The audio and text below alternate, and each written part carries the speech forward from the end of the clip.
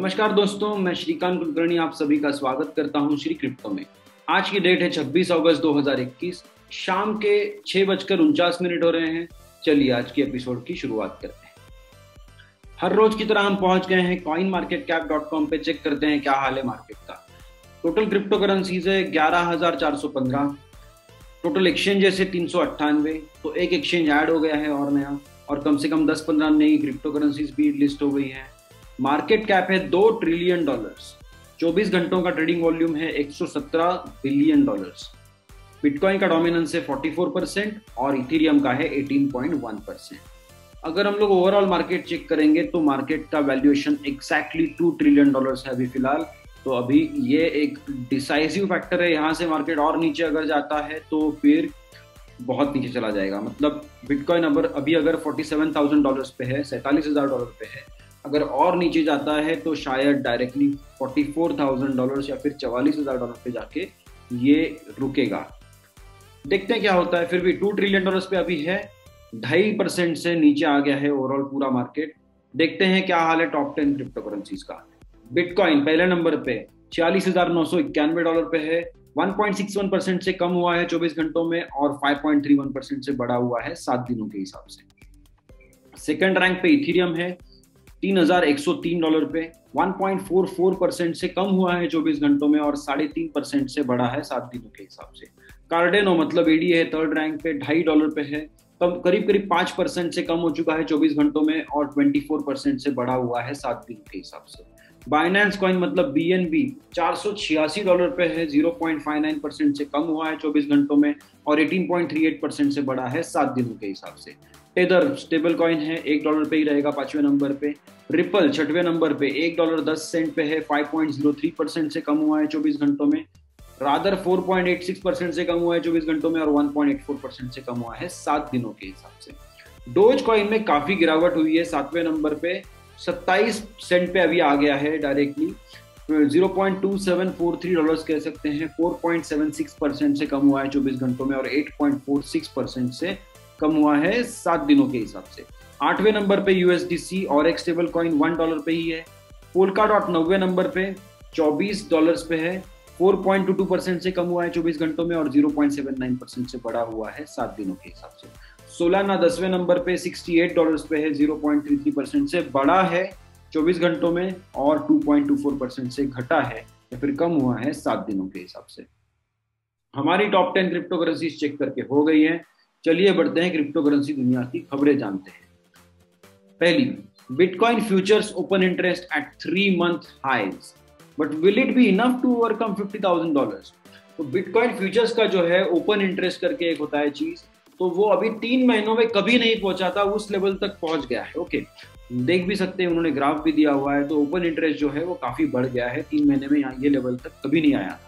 Okay, तो इसका मतलब ये होता है कि लोगों को लग रहा है कि प्राइस और बढ़ेगी, और बढ़ेगी मतलब क्या, तो लोग और ज्यादा परचेसेस करेंगे, और परचेस करेंगे तो और ज्यादा बिटकॉइन खरीदेंगे। जितना ज्यादा बिटकॉइन खरीदेंगे बिटकॉइन की प्राइस बढ़ेगी। लेकिन ये इंटरेस्ट, ये उत्साह जो है वो $50,000 की प्राइस के ऊपर क्या बिटकॉइन को लेके जा सकता है, ये एक सवाल है, राइट। तो इसमें एक मजाक ये है कि अभी ऑलरेडी हम लोग $47,000 पे आ गए, तो 50,000 से $3,000 हम लोग नीचे आ चुके हैं। $50,500 तक हम लोग गए थे 1-1.5 दिन पहले, तो उसके आगे हम लोग नहीं, उसके आगे बिटकॉइन नहीं जा पा रहा है। तो अभी ये जो 3 मंथ्स में हाईएस्ट लेवल पे ओपन इंटरेस्ट पहुंच गया है, तो शायद इतना स्ट्रेंथ वो जमा कर पाए। जैसे अभी माइक्रो स्ट्रैटेजी ने खरीदे हैं बिटकॉइन, फिर कॉइनबेस ने कुछ दिनों पहले खरीदे हैं, और भी बहुत सारी एंटिटीज होंगी जो खरीदने के बाद अनाउंस करेंगी। कुछ एंटिटीज ऐसी थी जैसे कॉइनबेस जो खरीदने के पहले ही बता दिया उन्होंने कि हम लोग $500 मिलियन के खरीदने वाले हैं। तो अभी शायद से ये जो प्राइस घट गई है $47,000 के आसपास वगैरह, तो इस मोमेंट पे ये कॉइनबेस जैसी बड़ी कंपनियां खरीद लेंगी और फिर मोमेंटम मिलेगा, फिर मार्केट ऊपर जा सकता है। देखते हैं आगे क्या होता है। ये बहुत फनी स्टोरी है दोनों, इसके ये और इसके बाद की न्यूज आप देखना। UK regulator FCA says crypto exchange Binance has complied with its June requirements। तो FCA ने क्या किया था कि जून महीने में एक लेटर भेजा था, फिर ऑर्डर भेजा था बाइनेंस को कि अभी इसी मूवमेंट से आपको रेगुलेटेड एक्टिविटीज जितनी भी होंगी यूके में पूरी बंद करवानी पड़ेगी। और मेरे ख्याल से उन्होंने कुछ रिक्वायरमेंट्स भी बता दी हूँ, तो वो रिक्वायरमेंट्स बाइनेंस ने कंप्लीट कर दी।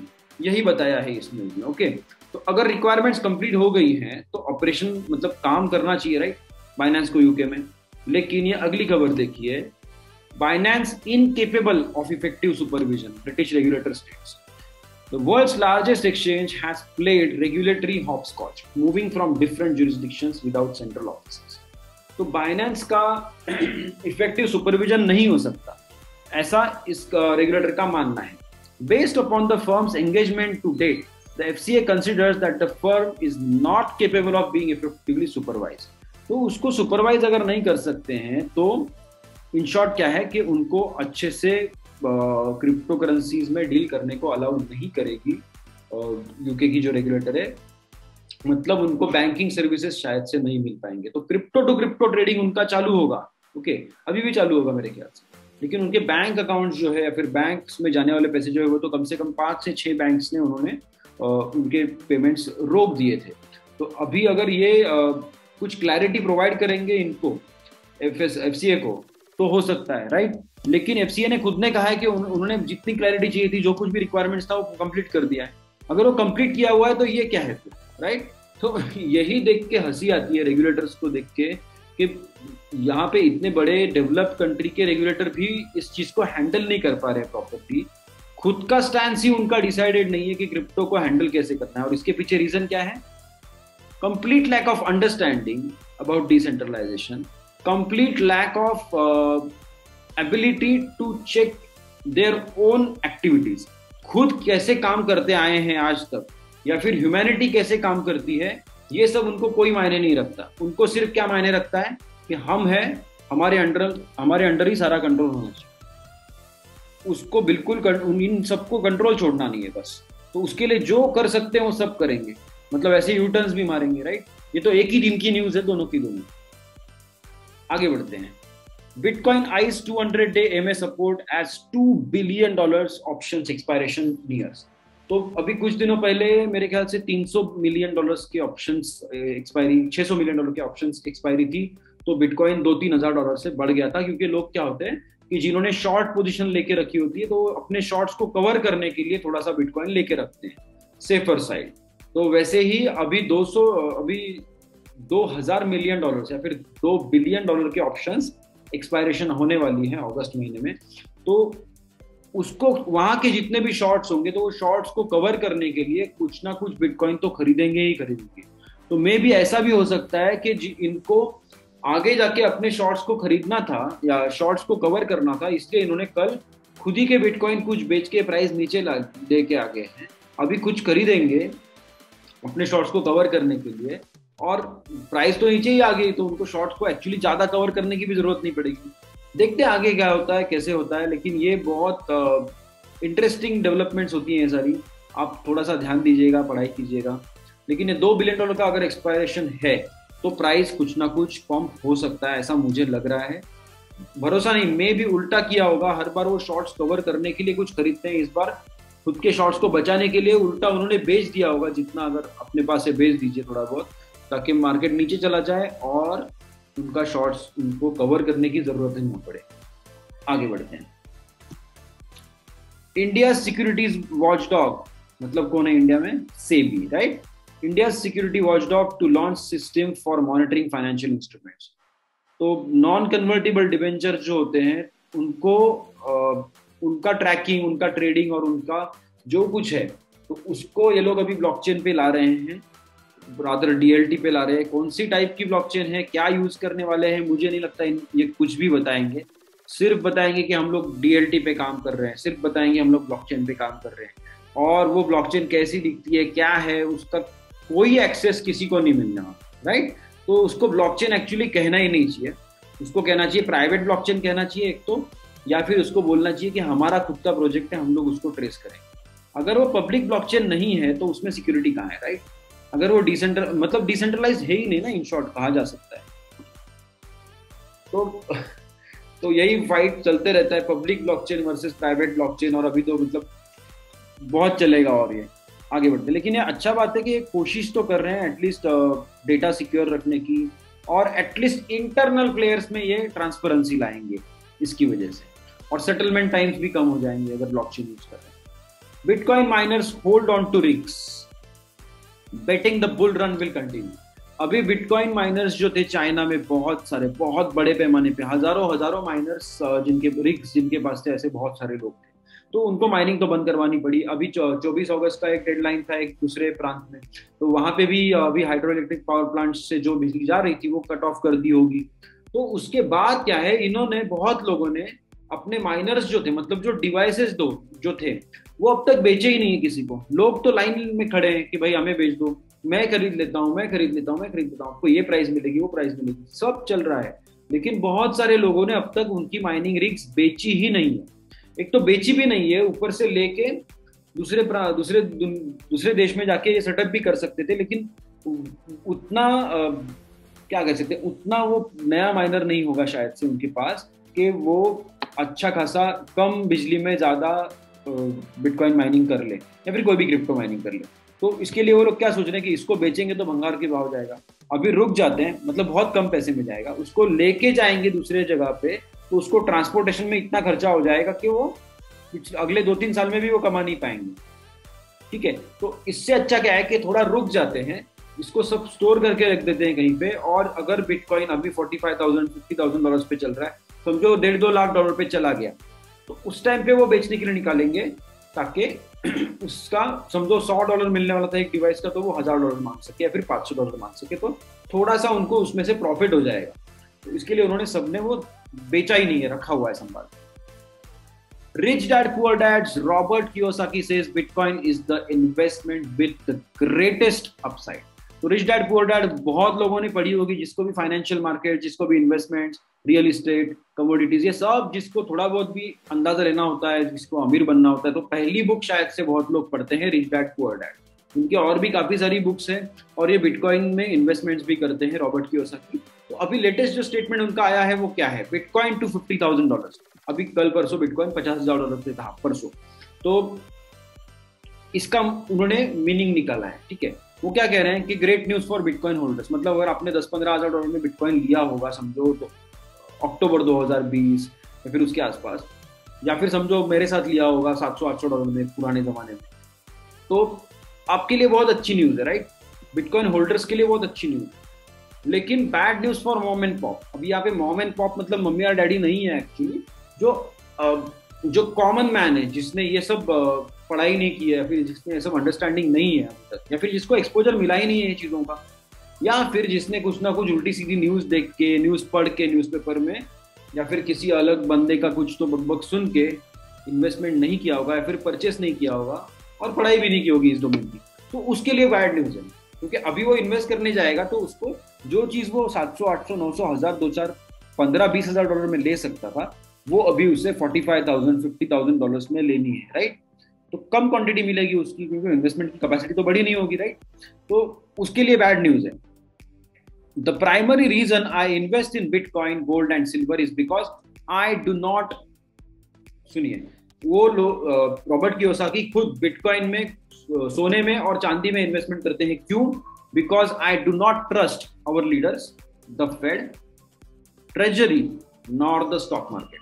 तो ये साहब जो है वो कह रहे हैं कि आई डू नॉट ट्रस्ट, उनको पॉलिटिशियंस पे कोई भरोसा नहीं है, सेंट्रल बैंकिंग सिस्टम पे भरोसा नहीं है, इनको ट्रेजरी पे भी भरोसा नहीं है, और स्टॉक मार्केट पे भी भरोसा नहीं है। अब ये इनका मानना है।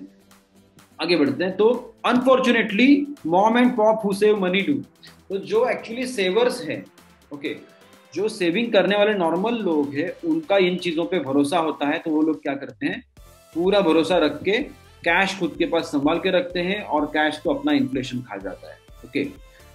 या फिर वो एफडी में रखते हैं, या फिर पोस्ट ऑफिस में रखते हैं, या फिर ऐसे गवर्नमेंट की स्कीम्स में रखते हैं जहाँ पे 5-6-7% ब्याज होता है, और 7% ब्याज होता है, यहाँ पे 10-12% समझो इन्फ्लेशन लग गया तो क्या करेंगे।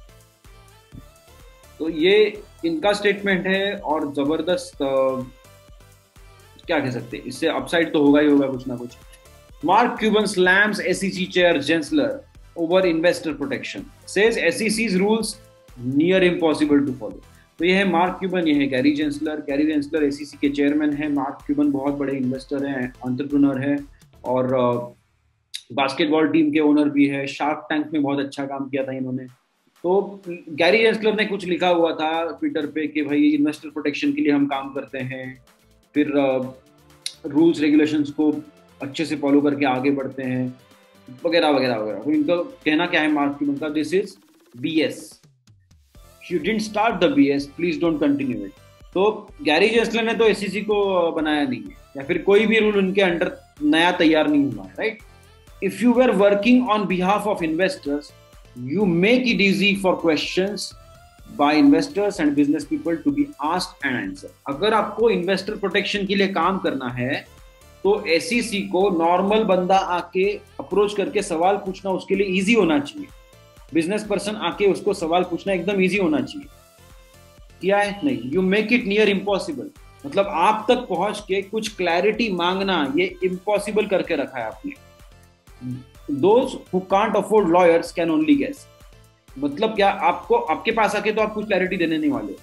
हमें क्या करना पड़ता है कि एक लॉयर, दो लॉयर या फिर एक बड़ा लीगल हाउस होगा उसमें से कोई उसको कॉन्ट्रैक्ट देना पड़ता है समझने के लिए कि ये हम लोग काम करने वाले हैं तो इसका क्या इफेक्ट होगा सिक्योरिटीज के हिसाब से, राइट। इसमें उनका कुछ चला, ट्विटर स्टॉर्म जैसे चला, फिर उन्होंने वापस से इन्होंने कहा how about making the lines bright and clear. मतलब ये कह रहे थे कि लाइन अगर है तो कहीं पे अगर SEC ने लाइन बना के रखी है तो आप वहां तक जाइए नहीं ना, उसके पहले ही रुक जाइए। तो ये क्या कह रहे हैं कि अगर आपको इतना ही अच्छे से समझाना है या फिर अच्छे से काम करना है तो how about making the lines bright and clear so people know what the rules are. आप अपने रूल इतने क्लियर बना दो कि कहाँ तक जाना है और कहाँ पे रुक जाना है, ये बिजनेसमैन को, इंडिविजुअल को, इन्वेस्टर्स को, सबको पता चले easily. The problem isn't that people are looking for grey areas. ठीक है, मतलब इनका कहना है SEC वालों का कि लोग जानबूझ के, पता है ये यहाँ पे लाइन है, यहाँ पे लाइन है, बीच में से काम करते हैं, तो ग्रे एरिया में। In short the problem isn't that the people are looking for grey areas, it's that there rarely are defined rules. आपने लाइन्स ही अच्छे से नहीं बनाई है और हम लोग चल रहे हैं, आप आके बताते हो अरे यहाँ पे तो लाइन था, आप आगे चले गए हो, राइट। तो आपका उल्टा गोल है इन रेगुलेटर्स का कि जानबूझ के ग्रे एरियाज छोड़ देना या फिर जानबूझ के आधी अधूरी लाइन बना के छोड़ देना ताकि इनके फेवरेट लोगों को कुछ ना कुछ एक्सप्लॉइट करके फायदा किया जा सके। और ऊपर से जब भी इनका मन करे तब आके बोलेंगे अरे नहीं यहाँ पे तो लाइन थी, आइए भरिए $20 मिलियन, $50 मिलियन, $100 मिलियन भरिए, फाइन, राइट। तो ये सब इनका काम है। Regulation through litigation traps all the people who can't afford a lawyer, accountant or advisor। ये जबरदस्त लाइन है।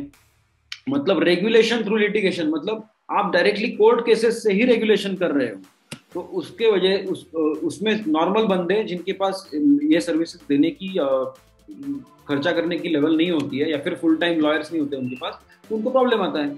उसके ऊपर उन्होंने और एक बात कही मार्क क्यूबन ने, Ask yourself why there are thousands of lawyers at SEC, right? तो रेगुलेटर के पास हजारों लॉयर्स की क्या जरूरत है? रेगुलेटर है तो रेगुलेट करो ना। आप कोई कोर्ट केस करने वाली मशीनरी बना के रख दिया। लॉयर्स वांट टू लिटिगेट, अब लॉयर है तो उनको कोर्ट केस लड़ना उनका बेसिक काम है, right. In every business if you need a lawyer to fix a problem you have a big problem. मतलब दुनिया का कोई भी बिजनेस, बेसिक बिजनेस ले लो, मैं ये नहीं कह रहा हूँ कि डायरेक्टली लीगल प्रैक्टिशनर के बारे में बात नहीं कर रहा हूं, मैं कह रहा हूं कि एक नॉर्मल बिजनेस है और उसमें अगर ऐसा प्रॉब्लम आ गया कि आपको वकील साहब के पास जाना पड़ गया तो समझिए कि बड़ा प्रॉब्लम, राइट। तो ये सोचिए कि इनके पास हजारों वकीलों की जरूरत क्यों पड़ती है, क्योंकि ये लिटिगेशन के थ्रू ही रेगुलेशन करना चाह रहे हैं। ऊपर से इन्होंने क्या कहा है मार्क क्यूबन ने, और एक अच्छी बात कही है कि अगर आपको इतनी ही चिंता पड़ी हुई है इन्वेस्टर्स की, इन्वेस्टर को प्रोटेक्ट करने की इतना शौक है, तो आप एक काम कीजिए, आपके पास ऐसा होना चाहिए था कि हजारों लोग काम करना चाहिए थे ये निश्चित करने के लिए कि लोगों को लॉयर की जरूरत ना पड़े या फिर SEC के अंदर भी हजारों लॉयर्स की जरूरत ना पड़े। इतनी क्लैरिटी प्रोवाइड कर दीजिए कि कहीं पे प्रॉब्लम ही ना हो, राइट। तो ये बहुत तगड़ा रिप्लाई दिया है गैरी जेंसलर को। बहुत लोग उनको तगड़े रिप्लाई दे रहे हैं, सीनेटर्स ने दिया है, कांग्रेसमैन ने दिया है, CFTC की कमिश्नर ने दिया है, बहुत लोग इनको मतलब इनके स्टेटमेंट्स को बुरा भला कह रहे हैं, क्योंकि ये बुरा भला कह रहे हैं क्रिप्टो करेंसीज को। बिटकॉइन माइनर्स में फेस मेजर सेमीकंडक्टर शॉर्टेज। अब ये तो कोई दो राय नहीं है, ऑलमोस्ट सबको पता है कि बहुत सारे व्हीकल मैन्युफैक्चरर्स जो है तो उनको सेमीकंडक्टर्स नहीं मिल रहे, मतलब चिप्स जो चाहिए होती हैं वो नहीं मिल रही हैं। तो इवन BMW जैसी बड़ी बड़ी कंपनियां हैं कि जिनको प्रोडक्शन में थोड़ा सा ब्रेक लगाना पड़ रहा है क्योंकि उनको चिप्स ही नहीं मिल रहे हैं। और आजकल हर एक चीज में चिप्स है, राइट। तो और एक बात कि सब 16 नैनोमीटर चिप्स कॉस्ट में राइज बाय 20%। तो 20% से जो चिप्स 16 नैनोमीटर से भी नीचे वाला कोई आर्किटेक्चर और मैन्युफैक्चरिंग प्रोसेस यूज करते हैं, जैसे कि हो गया 10 नैनोमीटर हो गया, 7 नैनोमीटर हो गया, 5 नैनोमीटर हो गया। 5 नैनोमीटर में तो बहुत बहुत बहुत कम लोग काम करते हैं, लेकिन फिर भी क्रिप्टो करेंसी माइनिंग जो है, जो चिप्स है, वो नॉर्मली 10 नैनोमीटर से 7 नैनोमीटर के बीच में होते हैं। नॉर्मली 7 नैनोमीटर से प्रीफर करते हैं बिटमेन जैसी कंपनियां। तो उनका प्राइस अभी बढ़ने वाला है। इन शॉर्ट, अगर वो प्राइस बढ़ जाएगा तो ओवरऑल जो डिवाइस है, माइनिंग रिग जिसे कहते हैं, उसका भी प्राइस बढ़ जाएगा। प्रॉब्लम से आगे, Kraken crypto exchange 6 EU licence eyes expansion in Europe. तो अभी रिसेंटली कॉइनबेस ने भी जर्मनी में लाइसेंस के लिए अप्लाई किया है, मिला है या नहीं मिला है याद नहीं मुझे। तो अगर उनको लाइसेंस मिलता है जर्मनी वाला, तो वो पूरे यूरोपियन यूनियन में कहीं पे भी जाके बिजनेस कर सकती है। बहुत अच्छी बात है। और क्रैकन जो एक से $1.5 बिलियन इनका डेली ट्रेडिंग वॉल्यूम में, तो बहुत बड़ा जायंट है। तो ये भी अभी यूरोप में अपना बिजनेस एक्सपांड करने की सोच रहे हैं। उन्होंने ऑलरेडी अप्लाई किया हुआ है मेरे ख्याल से। Second largest US mortgage lender to take bitcoin payments. अभी यूनाइटेड होलसेल मॉर्गेज करके लोन देने वाली संस्था है। तो इनका जो EMI है, या फिर जो हम लोग कहते हैं किस्त, महीने की जो किस्तें आती है, तो वो आप बिटकॉइन में पेमेंट कर सकते हैं नेक्स्ट क्वार्टर से। तो ये भी एक अच्छी बात है कि कहीं ना कहीं US में अभी अडॉप्शन हो रहा है। City group files to trade bitcoin futures. तो जो सिटी ग्रुप है, सिटी बैंक का आई थिंक पेरेंट ग्रुप है, बड़े बड़े इन्वेस्टर्स, बड़े बड़े HNI उनके पास क्लाइंट्स हैं। तो उनकी बहुत रेगुलर बेसिस पे रिक्वायरमेंट्स आ रही हैं कि हमें क्रिप्टो करेंसी में एक्सपोजर चाहिए, बिटकॉइन में एक्सपोजर चाहिए। इसलिए सिटी ग्रुप ने अभी अप्लाई कर दिया है SEC के पास कि हमें बिटकॉइन के फ्यूचर्स के कॉन्ट्रैक्ट्स में ट्रेडिंग स्टार्ट करनी है। और वो स्टार्ट करने के बाद क्या होगा कि वहां पे भी जो इन्वेस्टर्स होंगे उनके भी शॉर्ट्स कवर करने के लिए कुछ ना कुछ परचेसेस होने लगेंगे एक्चुअल बिटकॉइन में, और मार्केट थोड़ा ऊपर जाएगा शायद। Philippines tax agency targets Axie Infinity players, it's taxable subject to income tax. तो एक गेम बंदे खेल रहे हैं एक्सी इन्फिनिटी। गेम के अंदर ये जो एक्सीज है, इनका ट्रेडिंग चलता है और इनकी प्राइस बढ़ गई है, ठीक है। तो कोई गेम खेल के अगर पैसा कमा रहा है तो उसके ऊपर इनको टैक्स चाहिए। ये इनका एकदम सिंपल लैंग्वेज में मीनिंग है पूरे न्यूज का। और उनको ये नहीं पता लेकिन कि एक्सीज जो है या फिर एक्सी टोकन जो है वो सिक्योरिटी है, कमोडिटी है, एसेट है, मतलब प्रॉपर्टी है, या फिर करेंसी है, या फिर पेमेंट सिस्टम है। ये सब इनको देखना नहीं है। उनका कहना क्या है कि आप गेम खेल रहे हो, पैसा कमा रहे हो, आप हमें टैक्स भरिए। आगे बढ़ते हैं। US Treasury assures crypto requirements in infrastructure bill won't target non-brokers even without amendment। और ये कौन कह रहे हैं? ट्रेजरी। जो ट्रेजरी सेक्रेटरी है जेनेट येलन, जो पहली वाली फेडरल रिजर्व की चेयरवुमन थी, तो वो ऑलरेडी लॉबिंग कर रही थी कि इंफ्रास्ट्रक्चर बिल में क्रिप्टो करेंसी के बारे में क्लैरिटी ना हो, राइट। जो एम्बिग्विटी या फिर जो खराब लैंग्वेज पहले वाले बेसिक बिल में थी वही कंटिन्यू हो, इसके लिए वो लॉबिंग कर रही थी पहले से। और अब वो कह रही है, या फिर उनकी ट्रेजरी अब कह रही है कि वो लैंग्वेज भले ही कैसी भी रहने दो, बुरी लैंग्वेज चलेगी, लेकिन हम लोग तंग नहीं करेंगे लोग। अब नॉन ब्रोकर्स मतलब क्या? डेवलपर आ गए, फिर कस्टोडियंस हो गए बेसिक लेवल के, जो बेच नहीं रहे हैं, तो डेवलपर हो गए, टेस्टिंग वाले लोग हो गए, फिर प्रोजेक्ट ओनर हो गए। तो ऐसे बहुत सारी कैटेगरीज हैं कि जो जिनको खाली फुकट है, जिनको जरूरत ना होते हुए भी जाके रिपोर्टिंग करनी पड़ेगी, और वो बहुत बड़ी प्रॉब्लम है। तो इन लोगों पे कितना भरोसा किया जा सकता है मुझे पता नहीं, लेकिन आज के एपिसोड को हम लोग अभी यहाँ पे ब्रेक लगाते हैं। एक बार मैं जस्ट चेक कर लेता हूँ कि coinmarketcap.com पे क्या हाल है। रिफ्रेश कर लिया है मैंने। 26 अगस्त 2021 को शाम को 7:15 बजे बिटकॉइन की प्राइस थी $47,204। मैं श्रीकांत कुलकर्णी आपसे अलविदा कहता हूँ आज के एपिसोड से। कल के एपिसोड में फिर से मिलेंगे, क्रिप्टो करेंसी दुनिया की खबर चेक करेंगे और मार्केट अपडेट भी देखेंगे। तब तक के लिए buy the dips and hodl. Bye guys.